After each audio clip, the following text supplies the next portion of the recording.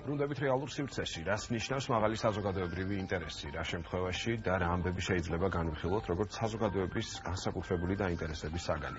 ამ მნიშვნელოვან თემაზე დღეს სტუმრებთან ერთად ვილაპარაკებთ.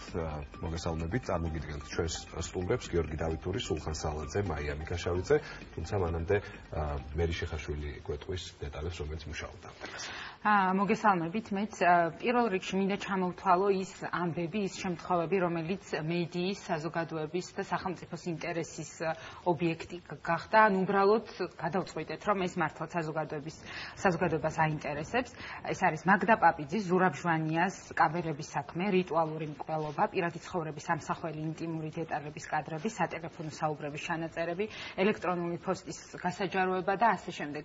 რეალურად ჩვენ გვითხრეს, რომ ეს არის ის ამბები, რომელიც შეიცავს მაღალი საზოგადოებრივი ინტერესს, მაგრამ რეალურად არის თუ არა ეს მართლაც მაღალი საზოგადოებრივი ინტერესის შემცველი кейსები, დღეს ამაზე გვინდა ვილაპარაკოთ, თუ უბრალოდ ერთმა კონკრეტულმა ადამიანმა, სახელმწიფომ, ან უბრალოდ თუნდაც მედიამ გადაწყვიტა, რომ ეს ყველაფერი უნდა გასაჯაროვდეს, იმიტომ რომ ეს საინტერესოა, ეს ჩვენ გვაინტერესებს და ეს ჩვენ გვეხება. მაგრამ რეალურად გვეხება თუ არა მართლა და მართლა არის თუ არა ეს მაღალი საზოგადოებრივი ინტერესის кейსები, აი ამაზე მინდა რომ ვილაპარაკოთ. კონკრეტულად თუ შეგვიძლია, მოდი სულხანით დავიწყოთ, რომელი შეიძლება განვიხილოთ, აი ამ кейსებიდან შეგვიძლია რომ კიდევ დავამატოთ სხვა მნიშვნელოვანი ამბები, რომელიც მოხდა საზოგადოებრივი ინტერესის ქვეშ. დიდი მადლობა მოწვევისათვის, მივესალმებით ჩვენს მაყურებელს. ეს არის მე ხალხს ამ ჩამონათვალ საკითხებს ფიქრობდი საკითხები, რომელიც არ მოხდა ამ სიაში და დღემდე ჩვენ გვეუბნებიან, რომ ეს არ არის საზოგადოებრივი ინტერესის საგანი და ამ თემაზე თქვენ არ უნდა იცოდეთ. მაგალითად შემიძლია მოვიყვანოთ ძალიან მარტივი შემთხვევა, როდესაც იგივე საყდრისთან დაკავშირებით მიდიოდა თუ არა გამოძიება, პროკურატურა ჯიუტად ამბობდა, რომ ამ ინფორმაციას მე არ ვიტყვი და არ გავასაჯაროთ. მაშინ როცა მაგდა პაპიძის საქმის შემთხვევაში ღიად საუბრობდა, არა მარტო ღიად საუბრობდა, თავიდან ბოლომდე მთელი საგამოძიებო ეპოპეა იყო გამოქვეყნებული ვებგვერდზე კიდევაც, ხო? თავსახად ეხლა როცა პრემიერ-მინისტრი არის საუბარი ზურაბ ჟვანიას საქმესთან დაკავშირებით, გასაგებია რომ მართლა საზოგადოებრივი ინტერესი ძალიან მაღალია, მაგრამ არაერთი შემთხვევა ყოფილა, რომელიც მედიას ან მედიამდე თავად სამართალ დავცა ორგანოებს უქცევიათ საზოგადოებრივ ჭყალებში ინტერესის საგნად. გარდა ამისა, როგორც წესი ჩვენთან ეს ზღვარი, ესეც ალსახად კანონმდებლობის დონეზე შევყვებით, ესეთი იგივე საპროცესო კანონმდებლობაში არ არის ალსახად აღებული, რომ ეწეროს რომ ეს უნდა იყოს ეს უნდა იყოს ესე. პრობლემა არის იმაში, რომ ჩვენთან ეს არის დატოვებული ერთგვარი დისკრეცია და პრაქტიკაში ხშირად ვხედავთ ჩვენ იგივე შემთხვევებს, მაგრამ როდესაც ქვემო ქართლში მდინარე კაზრეთულა დააბინძურა გარემო ზოგადად კომპანია და მილიონზე მეტი ზარალი იყო, დღემდე პროკურატურა ამტკიცებს, რომ მას არ აქვს ვალდებულება საზოგადოებას უთხრას მიდის თუ არა გამოძიება ან რა ეტაპზეა. გასაგებია რომ სიღრმეს ჩვენ ვერ შევავთ ამ თემაში და იქ დეტალებზე ვერ დავიწყებთ გამოძიების, მაგრამ ელემენტარულად ძალიან მარტივი ინფორმაცია ჩვეულებრივ ყველასთვის ღია უნდა იყოს. რატომ ამბობ ამას? ჩვენ გვაქვს არაერთი შემთხვევა პრაქტიკაში, როდესაც პროკურატურა სხვა кейსებზე გვეუბნება პირდაპირ, იქ რა ეტაპზეა მაგალითად გამოძიება, საქმის ნომერსაც ამბობს, რომელი მუხლით მიდის, სახელმწიფოებსაც კი ამბობს, ეს შემთხვევებიც გქონია და დღეს როცა სასამართლოში ვესაუბრებით, რომ სად არის მაშინ ჭეშმარიტება, პირობითად რა ვთქვათ, იმ საქმეებზე, როცა შენ ამბობ, რომ ამ ეტაპზეა გამოძიება მაგალითად, თუ იქ სადაც მაგალითად ამას მალავ. როგორ უნდა ვიპოვოთ განსაზღვრება, რა არის მაღალი საზოგადოებრივი ინტერესის სუსტი განსაზღვრება, რომ აი ეს განსაზღვრავს იმ ამბავს, რომელიც ჩვენ უნდა მივაწოდოთ თქვა საზოგადოებას. ეს გააჩნია კონკრეტულ შემთხვევებს, იგივე ხო თქვა ზურაბ ჟვანიას საქმეზე როცა ვსაუბრობთ, ეს ერთი მხარეა, ბუნებრივია, მაგრამ აი იყო ესეთი შემთხვევა.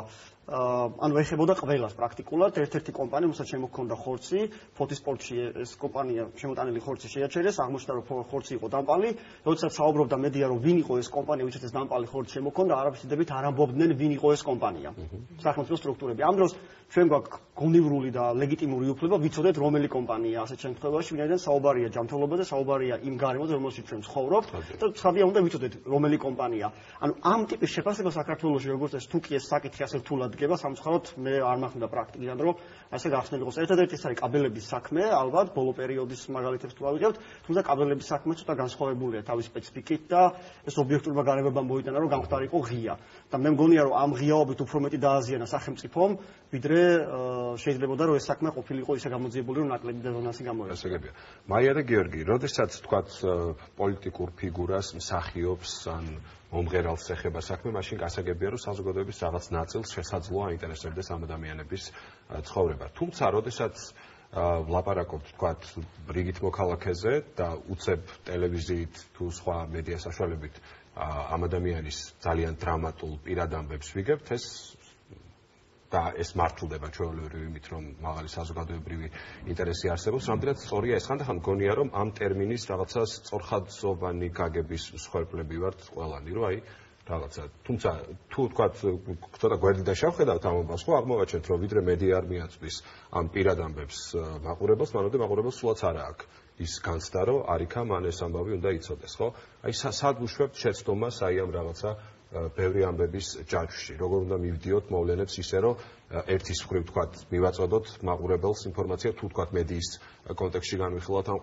ყველაფერს და მეორე მხრივ არ დავარღვევთ ვიღაც უფლებები ხო ძალიან ძალიან კარგი მაგალითი მოიყვანეთ იმიტომ რომ სწორედ რომ ტერმინოლოგიურ პრობლემა მდგომარეობს შემდეგში და საერთოდ ზოგადად ჟურნალისტური სტანდარტის არასწორი გაგების პრობლემა არა მარტო ჟურნალისტების არამედ მედია მომხმარებლებშიც არის ის რომ საზოგადოებრივი ინტერესი და ის რაც აინტერესებს საზოგადოებას ყოველთვის არ ემთხვევა ერთმანეთს საზოგადოებრივი ინტერესი ეს არის საკითხები რომელიც მნიშვნელოვანია იმისთვის რომ საზოგადოებამ გადაწყვეტილებები მიიღოს ერთიანად თქვათ განვითარდეს გატარდეს რეფორმები განვითარდეს საზოგადოება იყოს დემოკრატიული მართლობა და ასე შემდეგ ძალიან მნიშვნელოვანი თემები რომლების ცოდნის გარეშე საზოგადოება ვერ იღებს გადაწყვეტილებას მაგალითად რომელ პოლიტიკურ ძალას დაუჭიროს მხარი ან რამდენად დაცულია მისი ქვეყნის უსაფრთხოება და ასე შემდეგ რაც შეეხება კერძო პირებს სელებრიტებს მათი ცხოვრების დეტალებს ეს არ არის საზოგადოებრივი ინტერესებში მათი ცოდნა საზოგადოებისთვის სამაგიეროდ საზოგადოებას დიდ ნაწილს ძალიან აინტერესებს. ეს ორი სხვადასხვა რამეა. მოკლედ ისე თქვა მინდა, საზოგადოებას აინტერესებს არ ნიშნავს ყოველთვის არ არის საკმარისი პირობა რომ ეს ესეთუის საკითხი იყოს საზოგადოებისთვის მნიშვნელოვანი საზოგადოებრივი ინტერესის საგანი. უფრო უნდა წარმოვიდგინოთ საზოგადოებისთვის მნიშვნელოვანი. აი ესეთნაირად და მაშინ არ იქნება ეს ტერმინოლოგია. თუ კონკრეტულ кейსებზე ვილაპარაკებთ, რომელიც მე ჩამოთვალა ხო ჩვენი საუბრის დასაწყისში. ამ შემთხვევაში ვთქვათ რამდენად მართლდებოდა ეს ტერმინი, ხო? რამდენად აკმაყოფილებდა, თქვათ ამ ამბების გაშუქების რაღაცა მექანიზმი, თუ როგორც აშუქებდა მედია ამ ამბებს, აი რამდენად მართალი იყო ეს ყველაფერი. ვიცით რა, ესე იგი ზურაჟვანიას შემთხვევაში რა თქმა უნდა, ზურაჟვანია საჯარო პირი იყო, ძალიან მაღალი რანგის საჯარო პირი იყო და რა შემთხვევა მას ყველა შემთხვევაში მნიშვნელოვანია საზოგადოებისთვის ამის ცოდნა, რა სიტუაცია იყო იქ, რა თქმა უნდა, მე არ ვლაპარაკობ გაშუქების რაღაც ელემენტებზე, რამდენად უნდა იყოს ეს დეტალიზირებული, გრაფიკული და ასე შემდეგ. ამას არ ამბობ საზოგადოებრივი ინტერესი, რომ აი ესეთი ტიპის გაშუქება უნდა იყოს. მაგრამ თუმცა ვერცერთს ვერ გამორიცხავ, რომ და პაპიძის საქმის შემთხვევაშიც გააჩნია როგორ აშუქებს მედია. თუ აშუქებს იმგვარად როგორც რაღაცა ტიპის ტენდენციის ნაწილს. თუ აშუქებს ამ საკითხს იმგვარად რომ ილაპარაკოს მაგალითად ოჯახში, ოჯახურ ძალადობაზე მაგალითად თუ ესეთი შემთხვევა იყო.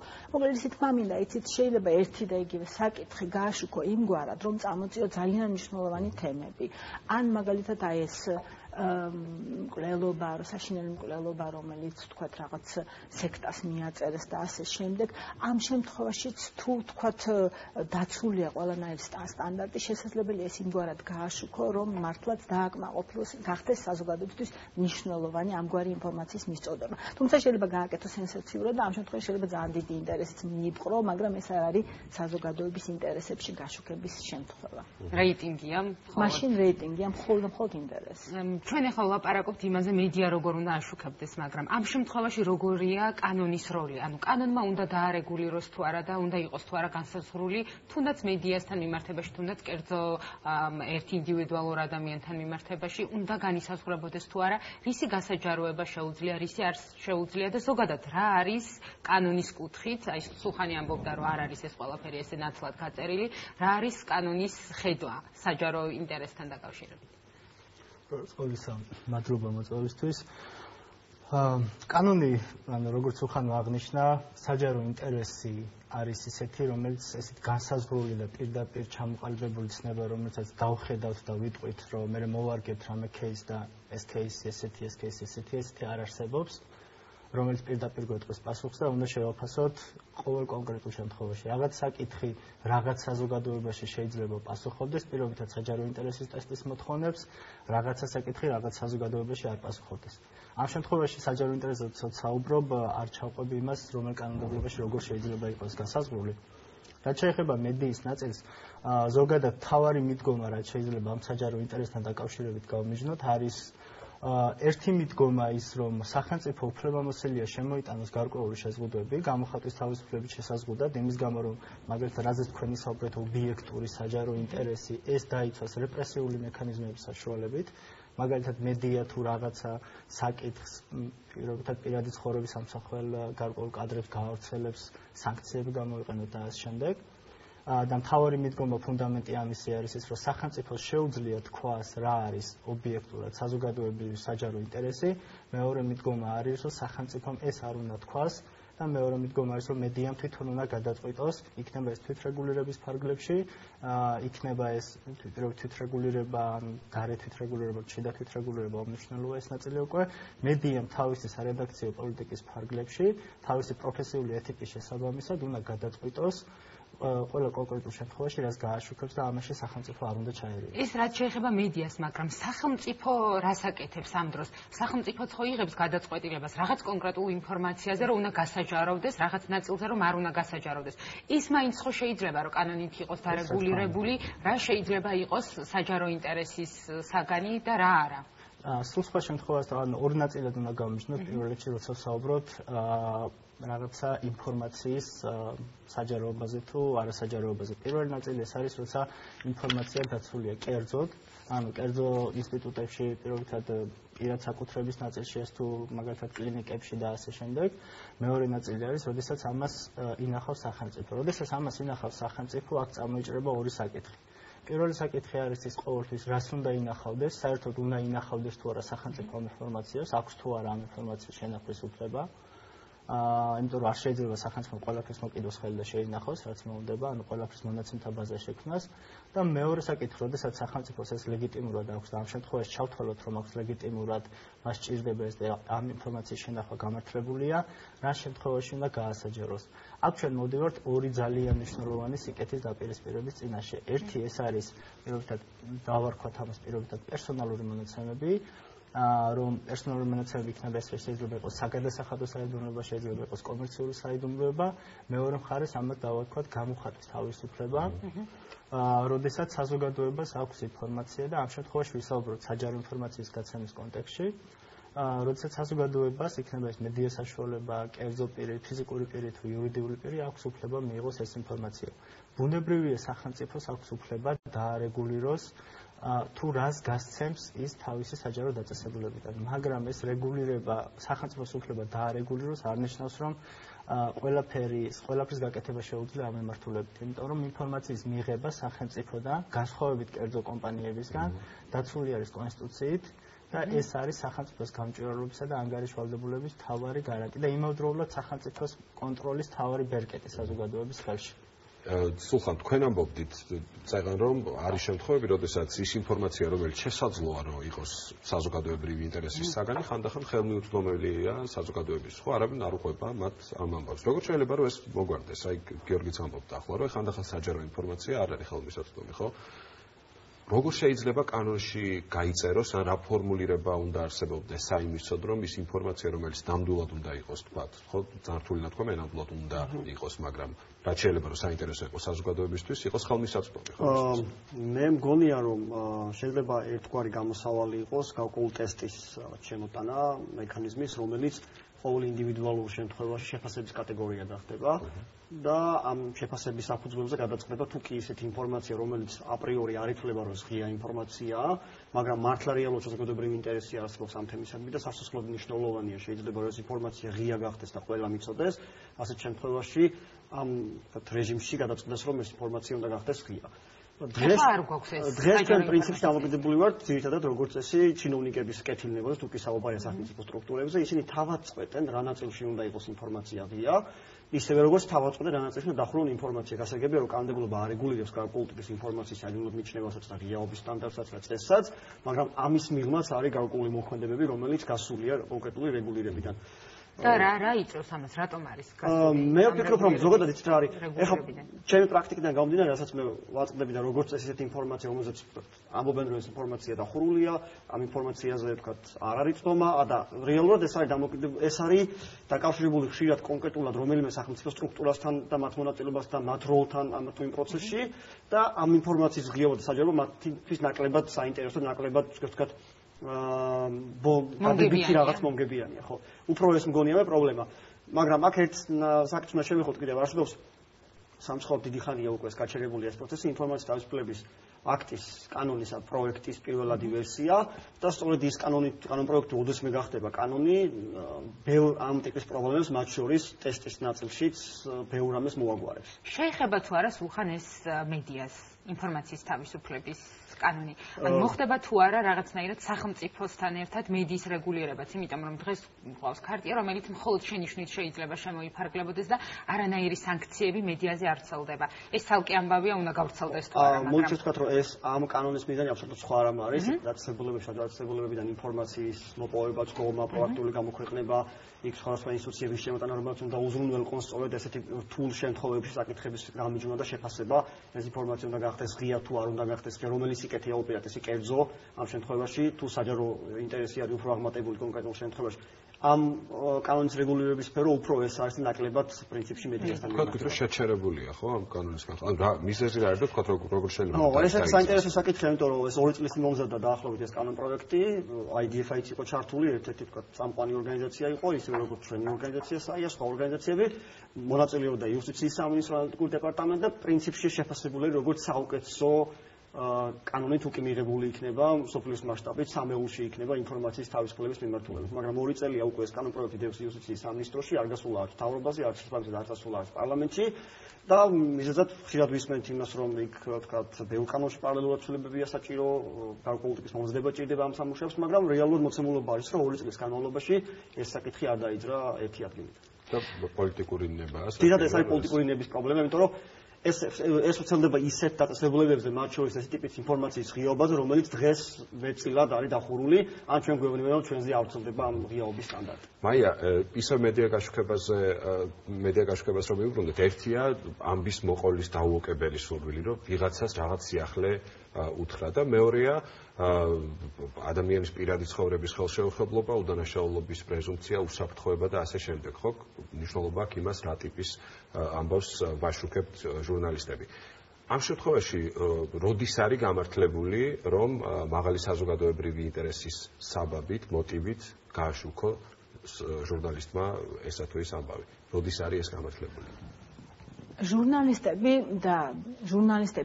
დამოუკიდებლადაც და ვთქვათ რედაქციულ რეჟიმში იღებენ გადაწყვეტილებას გაშუქების შესახებ ამა თუ იმ საკითხის ასპექტებზე, სხვა ასპექტებზე გაშუქების და სწორედ აი ესეთ დისკუსიაში დგება საკითხი, ვთქვათ, როდესაც უპირისპირდება ესე იგი ინფორმაციის მიწოდების მოთხოვნა პასუხისგებლიანი ჟურნალისტიკის პირობას, რომ ჟურნალისტები პირობას დებენ, როდესაც ამ პროფესიაში მოდიან, რომ ისინი თავიანთ მოვალეობებს პასუხისგებლობით მიუდგებიან და სწორედ აქედან გამომდინარე, რომ ჟურნალისტური სტანდარტი, ეთიკა და თვითრეგულირება, სხვათა შორის რომელიც თქვენ ახსენეთ, აქედან გამომდინარე რედაქცია იღებს გადაწყვეტილებას, არსებობს თუ არა მაღალი საზოგადოებრივი ინტერესი, ანუ საჯარო მნიშვნელობა აქვს თუ არა ამა თუ იმ საკითხის გაშუქებას და ამ შემთხვევაში გადაიდოს უნდა თუ არა გვერდზე ვთქვათ რაღაცა სხვა მოსაზრებები. და გარდა ამისა, სახელმწიფოშიც არის ესეთი პროცესები, მე მახსენდება მაგალითად დიდი პროცესი, როდესაც მედია ითხოვდა ტელევიზიების მფლობელების შესახებ ინფორმაციის გასაჯაროებას, რომელიც იყო დახურული კორპორატიული ტიპის ინფორმაცია და შესაბამისად ხელი მასზე არ მიუწვდებოდა. და მედიამ და აქტივისტებმა შეძლეს დაესაბუთებინათ, რომ იმდენად მაღალი იყო საჯარო მნიშვნელობა ამგვარი ინფორმაციის, ყველა ადამიანს უნდა ქონოდა უფლება ცოდნოდა ამა თუ იმ ტელევიზიის სახელით რომელი ადამიანები ვინ ელაპარაკებიან, ანუ ვინ დგას ამა თუ იმ ტელევიზიის უკან, რომ მათ შეძლეს და კანონში შევიდა შესაბამისი ცვლილებები და გაიხსნა ინფორმაცია მედია მფლობელების შესახებ, რომელიც სხვა შემთხვევაში აბსოლუტურად დახურული კომერციული ინფორმაცია იქნება. საერთო გაგება არ არსებობს, ანუ კონკრეტული რედაქციის გადასაწყვეტია ეს ყველაფერი. თუ გავიხსენეთ თქვა რამდენიმე დღის წინანდელ ამბავს თურქეთში რუსეთის ხელშისწყლობის ამბავს, ხო? ტელევიზიების გავლენიანი და კარგი ტელევიზიების ნაწილმა ეს კადრები აჩვენა, ვიდეო კადრები აჩვენა, ნაწილმა მხოლოდ ფოტოები აჩვენა, ნაწილმა სულ არ გამოიყენა არანაირი გრაფიკული მასალა, ხო? ამ შემთხვევაში როგორ ხდება გადაწყვეტა აი მსგავსი ტიპის ძალიან სენსიტიური ამბების? ისეთ ტელევიზიების შემთხვევაში რეგულირება არსებობს. არა მარტო თვითრეგულირება არსებობს, არამედ ხო, იმიტომ რომ მაუწყებლობის შესახებ კანონი იცავს გარკვეულ სტანდარტებს და შესაბამისად თხოვს ამგვარ სტანდარტებს ტელევიზიებს. რაც შეეხება პრესას, თქვათ პრესას ხელმძღვანელობს თვითრეგულირებით, ანუ ყოველ მედია საშუალებას გააჩნია თავისი ეთიკის კოდექსი. არსებობს ეთიკის კოდექსი, მაგალითად, რომელსაც საქართველოს ეთიკის კარტია ხელმძღვანელობს, რომლის ხელმომწერები ვალდებულებას იღებენ, რომ აი ამ კონკრეტულ ერთ ეთიკის კოდექსს დაექვემდება, რომ და სხვათა შორის სტანდარტი ძალიან, ესე იგი, კონკრეტულად მსჯელობს იმ კონკრეტულ, ესე იგი, მითითებებს იძლევა იმასთან დაკავშირებით, როგორ უნდა მოვიქცეთ, როდესაც სიკვდილთან გვაქვს საქმე და ისიც წარმოიდგინეთ პირდაპირ ეთერში. ეს ამ ადამიანმა ძალიან, ესე იგი, რაღაცნაირად ცბიერად და ჭკვიანურად მოიფიქრა, მიდიოდა პირდაპირ ეთერი ამ გადაცემის დროს. შესაბამისად ეს კადრები გამოვიდა. ეს რომ არ ყოფილიყო, შესაძლებელია თქვა გადაღებული კადრები ბევრს არ გაეშვა შემდეგ ეთერში და მართლაც ზოგიერთმა პასუხისგებლობა. იმიტომ ჯერ ეს ერთი არ შეიძლება ოჯახმა შეიტყოს ამა თუ იმ ადამიანის სიკვდილის შესახებ ტელევიზიიდან. მაგალითად შეერთებულ შტატებში, რომელსაც თქვა ბევრი ჯარისკაცი ეღუპებოდა სხვა ოპერაციებში, არავითარ შემთხვევაში ამ ინფორმაციას არასდროს არ აცხადებენ გვარს ადამიანის, რომელიც დაიღუპა. ჩვენ კადრებით ვნახეთ 2008 წლის ომის დროს, როდესაც ერთ-ერთი ადამიანის დამძიმე კადრები აჩვენეს ისე, რომ ამ ოჯახმა არაფერი არ იცოდა, ეს დაუშვებელია. რეალურად მნიშვნელოვანია ხა ჩვენთვის ვიმსჯელოთ იმაზეც, რას აკეთებენ, თქვათ, მედია საშუალებების, სხვა სახელმწიფოების, საზოგადოება როგორ იქცევა განვითარებულ, კულტურულ და სხვა ქვეყნებში, თუნდაც ევროპის სხვა ქვეყნებში. რა არის ამ შემთხვევაში მათი მიდგომა, რას ირჩევენ? ანუ უნდა იყოს თუ არა ეს ყველაფერი რეგულირებული კანონით, თუ არ უნდა იყოს? მედიასთან მიმართებით დავიწყებ პირველი, მედიასთან მიმართებით სტანდარტები თითქმის ყველგან არის ძალიან მაღალი. ანუ როდესაც ჩვენ საუბრობთ რა უნდა იყოს საჯარო ინტერესი, პირველი რასაც შევხვდით, არის ბუნდოვანება. თქვენ წარმოიდგინეთ და ეს მოარგეთ ისე, რომ სახელმწიფო მედიისთვის ესეთი ბუნდოვანი რაღაც დაადგინა და ამის არ შესრულების შემთხვევაში რეპრესიული მექანიზმები გამოიყენა. გამოხატვის თავისუფლება როგორ დავა? ყოველ შემთხვევაში მედია საშუალების თავისუფლება. ანუ მედიასთან მიმართებით აქედან გამომდინარე ესეთი სტანდარტები არის ყოველთვის დაბალი. რა თქმა უნდა, არის სახელმწიფოები, რომლებიც კრძალავს, მაგალითად არის დებულებები შეურაცხყოფას, პირობითად მედიის მიერ რაღაც სიუჟეტს გაშვება, რომელიც პირობითად პრეზიდენტ შეიძლება შეურაცხყოფდეს ქვეყნის, ან რომელიმე მაღალი პოლიტიკური თანამდებობისთვის დაჟადი იყოს და რამდენჯერმე გამრება ლიცენზიის შეჩერების საფუძველიც კი და ასე შემდეგ. აქედან გამომდინარე მედიასთან მიმართებით სტანდარტები არის ყოველთვის ძალიან დაბალი. აგრეთვე კერძო კომპანიებთან მიმართებითაც. რაც შეეხება სახელმწიფოს ამ თვალსაზრისით რა უნდა გასცეს, რა არ უნდა გასცეს, ამ თვალსაზრისით არის უკვე სხვადასხვა მიდგომები. მაგალითად არსებობს რაღაც ინფორმაციის, პირობითად ჩვენ არ ვიცით, საჯარო ინტერესებსაც ვსაუბრობთ, არსებობს საჯარო ინტერესის რამდენიმე გაგება. ერთ საჯარო ინტერესი რაც არის, ეს არის, როცა შეფასება საჭიროებს. მაგრამ არსებობს ეგრეთ წოდებული თვითმყოფადი საჯარო ინტერესი. კერძოდ მაგალითად თანამდებობის პირები, მაღალი პოლიტიკური თანამდებობის პირების მიერ, როდესაც თავიანთი საქმიანობის ფარგლებში მიღებული გარკვეული, მაგალითად ჩავთვალოთ უგულავო საქმე. ან ივანე მერაბიშვილის საქმე. დღეს ჩვენ სასამართლოს რომ მივმართავთ, სასამართლო რომ მომეცთ ამ ადამიანების მიერ, ამ ადამიანებთან გადაწყვეტილებები, რომლებიც მათთან მიმართებით დადგა, სასამართლო უარს ამბობს ამ გადაწყვეტილების გაცემაზე პერსონალური მონაცემების დაცვის გამო. ანუ არსებობს აგრეთვე მიდგომები, ანუ პირობითად უფრო ანგლო-ამერიკული სამართლის ქვეყნებში, პირობითად ვთქვათ ეს იმიტომ რომ ბევრ ევროპულ ქვეყანასაც აქვს ამგვარად მოწესრიგებული, ეს ითვლება თვითმყოფად საჯარო ინტერესად. საზოგადოებას უნდა ჰქონდეს ინფორმაცია, ადამიანი რომელიც ფულს უხდის და ეს ამ თანამდებობაზე ყოფნის პერიოდში, როდესაც მას ედავებიან, რომ დანაშაული ჩაიდინა ამ თანამდებობრივი საქმიანობის გამოყენებით, პირობითად კაბელების საქმის შემთხვევა რომ ავიღოთ, მაგალითად გაფლანგვას ედავებიან თუ სწორად მახსოვს, რომ გაფლანგა და ამავდროულად ეს ავტომატურად ითვლება თვითონ ავანსად გადაიხადა ბევრად უფრო წინასწარ გადაიხადა რაღაც თანხა. ანუ ეს ნაწილები ითვლება ავტომატურად, ანუ ეგრეთ წოდებულ თვითყოფად საჯარო ინტერესად და აქ არანაირი ტესტი და ის არ უნდა იყოს. აქ სახელმწიფოს ავტომატურად მისდიან, ანუ მოქალაქეს უნდა ქონდეს ამის შესახებ ინფორმაცია. არის უფრო რთული შემთხვევები. მაგალითად, ჩავთვალოთ იგივე ბანო მერაბიშვილის საქმეზე, არის იგივე მაღალი პოლიტიკური თანამდებობის პირი, პირობითად ან დღევანდელი მაღალი პოლიტიკური თანამდებობის პირი ავიღოთ და არის პირობითად 20 წლის რაღაცა ძველი საქმე.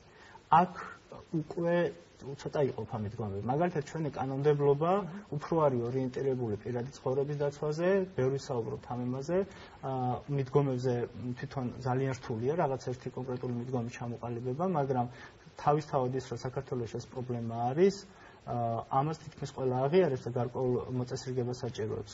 მაგრამ ანუ როდესაც ეს საკითხი შემოდის, აქ უკვე არჩევანი არის უკვე თვითონ სახელმწიფოს გადასაწყვეტი. დღეს ჩვენ ევროკავშირი, ანუ ასოცირების ხელშეკრულება გვეუბნება, რომ ჩვენ უნდა დავიცვათ და უზრუნველყოთ პერსონალური მონაცემების დაცვა.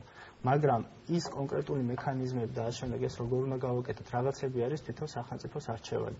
პირობითად სასამართლო ვახსენეთ და სასამართლოზე რომ დავრჩეთ, თუ პირობითად ამერიკის შეერთებულ შტატებში ან მსგავსი სისტემის ქვეყნებში, სადაც მაქსიმალური ღიაობა ყველაფერი ბიზნესი, იურიდიული პირები, თქოს ბიზნესი და ასე მაქსიმალურად თავს ავიდნენ სასამართლოებს იმის შიშით, რომ იციან, რომ ეს ინფორმაცია საჯაროა უკვე და რომ მართლმსაჯულების გამჭვირვალობა, დღეს ჩვენ საქართველოში ეს მსგავსი მიმართულებით სერიოზული პრობლემები გვაქვს.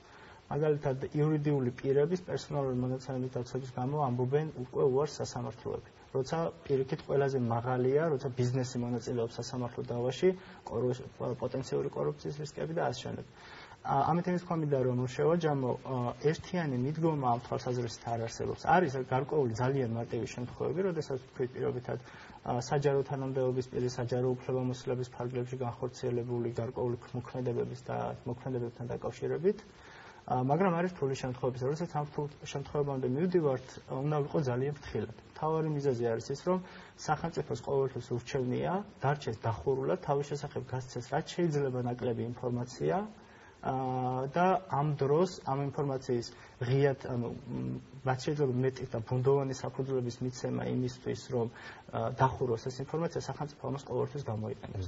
მაგალითი წუთნახევარი გვაქვს დარჩენილი და უბრალოდ შევაჯამოთ. ძალიან მოკლედ გიორგის გამოგზავნე, რა თქმა უნდა, პრობლემაც ეს არის, რომ ეს ცნუნება ყოველთვის დიდი აქვს სახელმწიფოს და ეს ყოველთვის ცდილობს, რომ უფრო დახურული იყოს რაღაც კატეგორიის ინფორმაცია, ვიდრე ის, რომ მიდრეკილი იყოს ღიაობისკენ და არის შემთხვევები, რომ ობიექტურად ამ ინფორმაციის ღიაობა არის მართლა საზოგადოების ინტერესის საგანი და არა ის, რომ ეს დარჩეს დახურული.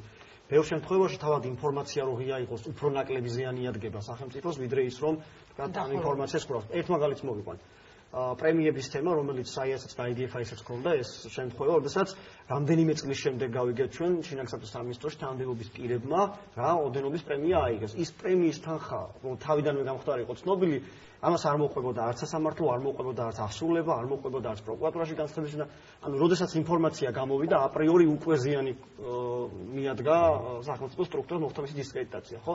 ამიტომაც რაღაცის დამალვა და უარის თქმა ყოველთვის არ ნიშნავს, რომ ამითი კარგს აკეთებს სახელმწიფო და ბევრი შემთხვევა არის პრაქტიკაში, რა თქმა უნდა, როდესაც ჯობია რომ ღია იყოს ინფორმაცია და ობიექტურად უკეთესია რომ ეს ღია იყოს, ვიდრე ის რომ ამ ინფორმაციას მალავდეს. მით უმეტეს დახურული მდგომარეობა ყოველთვის სხვა ტიპის ეჭვებს და რაღაც ინტერპრეტაციების საშუალებას იწყება. კი ბატონო, მაია ძალიან მოკლედ, სად გადის სხვარი ინფორმაციის რა ნაწილი უნდა გასაჯაროდეს და რა არა, იმიტომ რომ გიორგი ამბობდა, რომ ხანდახან არსებობს ეს თვითმყოფადი საჯარო ინტერესი, ხო? რომ არის რაღაც მოცემულობათ, რომ ეს არის საინტერესო. თუნდაც რომ ჩავშალოთ, თქვა ერთ კონკრეტულ ამბავზე შეიძლება რაღაც ნაწილი იყოს საზოგადოებრივი ინტერესის შემცველი და ნაწილი უბრალოდ გვაინტერესებდეს. აი, თუნდაც ამ მიმართულებით როგორ შეიძლება? ის მე მგონი გიორგი რასაც ამბობდა, ის არის აბსოლუტურად სწორი და კონკრეტულად ის, რომ საჯარო პირებს, როდესაც ეხება, ამ შემთხვევაში ყველაზე ნაკლებად უნდა ესე იგი ვიხემძღვანელოთ, თქვა პირადი ინფორმაციის დაცულობის და ასე შემდეგ. საჯარო პირი მას გააჩნიათ მეცვალდებულება და თავიდანვე იცის, რომ ამ პოზიციაზე მას აბსოლუტურად მაქსიმალური გამჭვირვალება მოეთხოვება საქმიანობის და შესაბამისად ინტერესი მისი საქმიანობის მიმართ ძალიან მაღალია და ეს სავსებით დასაბუთებულია. ხოლო რაც შეეხება ჟურნალისტებს, მათ რა თქმა უნდა მოეთხოვებათ ისაც ყოველთვის მოეთხოვებოდათ, რომ პროფესიული სტანდარტით და ეთიკის ნორმებით იხელმძღვანელონ იმ შემთხვევებში, როდესაც გადასაწყვეტია სად გადის ზღვარი, საჯარო ინტერესსა და უბრალოდ საინტერესო, ანუ ბევრისთვის საინტერესო თემებს შორის. ამის გაკეთება ძალიან მარტივად შეუძლიათ, უბრალოდ მათ უნდა თავიანთი პროფესიული, ესე იგი, სინდისიერებით, პასუხისგებლობით ისარგებლონ და ისეთი თემებიც კი, რომელიც ძალიან სენსიტიურია, იმგვარად გააშუქონ, რომ რეიტინგს კი არ გამოედებნონ. არამედ სწორედ იმ ნაწილებზე გააკეთონ აქცენტი, რაც მნიშვნელოვანია საზოგადოებისთვის. გასაგებია, ძალიან დიდი მადლობა სტუმრობისთვის, არ ვიცი რამდენად ამოვწუროთ ეს თემა, ვფიქრობ კიდე ბევრი თქმა შეიძლებოდა, ხო? გიორგი დავითური, სულხან სალაძე, მაია მიქაშავითზე, უგროსი მადლობა სტუმრობისთვის, დიდი მადლობა, მერი შიღაშვილი იკვლევდა ამ თემას. რეალური სივრცე ამ დასრულებულია, ჩვენი გადაცემა ხვალ 5 საათზე დაბრუნდება პირდაპირ ეთერში. მადლობა რომ გიყურებთ.